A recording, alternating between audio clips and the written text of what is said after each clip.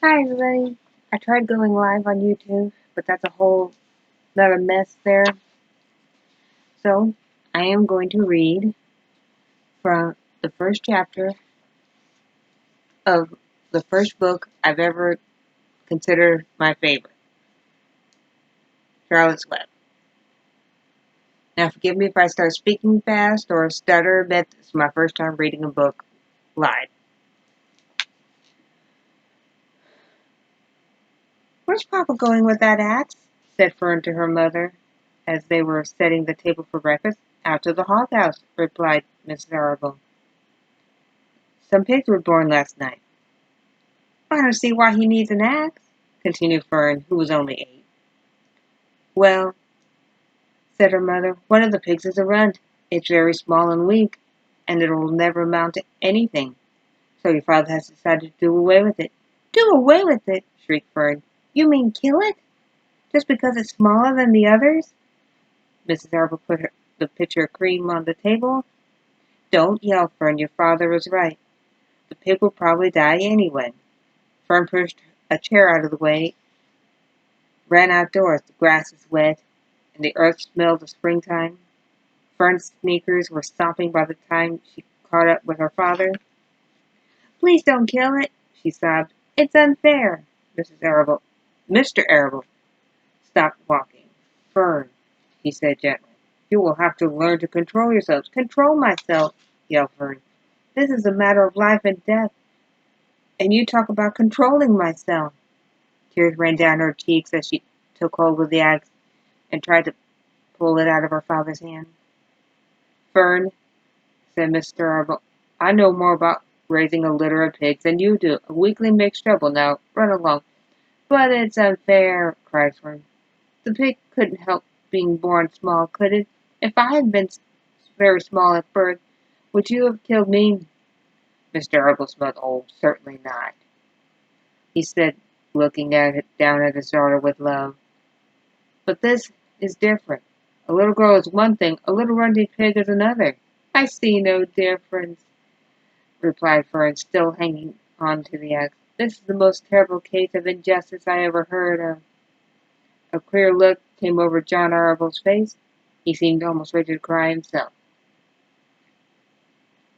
All right, he said.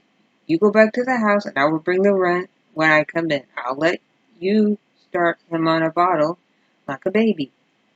Then you will see what trouble a pig can be. When Mr. Arable returned to the house half an hour later, he carried a carton under his arm. Fern was upstairs changing her sneakers. The kitchen table was set for breakfast. The room smelled of coffee, bacon, damp plaster, and wood smoke from the stove. Put it on her chair, said Mrs. Arable. Mr. Arable set the carton down at Fern's place. Then he walked to the sink to wash his hands and dry them on the roller towel. Fern came down slowly from the stairs. Her eyes were red from crying. She approached her chair and the carton wobbled. There was a scratching noise. Fern looked at her father. She lifted the lid of the carton, and inside, looking up at her, was the newborn pig. It was a white one. The morning light shone through his ears, turning them pink. He's yours, said Mr. Arable, saved from an untimely death. And may the good Lord forgive me for this foolishness. Fern couldn't take her eyes off the tiny pig. Oh, she whispered. Oh, look at him. He's absolutely perfect. She closed the carton carefully. First she kissed her mother. Then she opened the lid again and lifted the pig out and held it against her teeth. At this moment, her brother Avery came into the room. Avery was 10. He was heavily armed, an air rifle in one hand and a wooden dagger in the other. What's that? He demanded. What's Fern got? She's got a guess for breakfast. Wash your hands and face, Avery, said Mrs. Arable. Let's see it. Avery set his gun down. You call that a miserable thing a pig? That's a fine specimen of a pig. He's no bigger than a white rat. Wash up and eat your breakfast, Avery, said his mother. The school bus will be along in half an hour. Can I have a big too, Pop?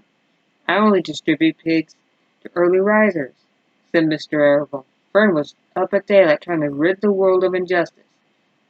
As a result, she now has a pig. A small one, to be sure, but nevertheless a pig. Just shows what can happen if a person gets out of bed promptly. Let's eat. But Fern couldn't eat until her pig had a drink of milk. Miss Arable found a baby's nursing bottle and a rubber nipple. She poured the warm milk into the bottle, fitted the nipple over the top, and handed it to Fern. Give him his breakfast, she said. A minute later, Fern was seated on the floor in the corner of the kitchen with her infant between her knees, teaching it to suck from the bottle. The pig, although tiny, had a good appetite and caught on quickly. The school bus honked from the road. Run, commanded Mrs. Arable, taking the pig from Fern and slipping a donut into her hand. Avery grabbed his gun and another donut. The children ran out to the road and climbed into the bus. Fern took no notice of the others on the bus. She just sat staring out the window, thinking what a blissful world it was and how lucky she was to have an entire charge of a pig. By the time the bus reached school, Fern named her pig, selecting the most beautiful name she could think of.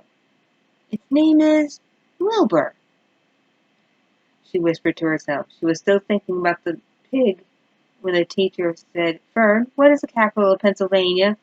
Wilbur, replied Fern dreamily. The pupils giggled. Fern blushed. End of chapter 1.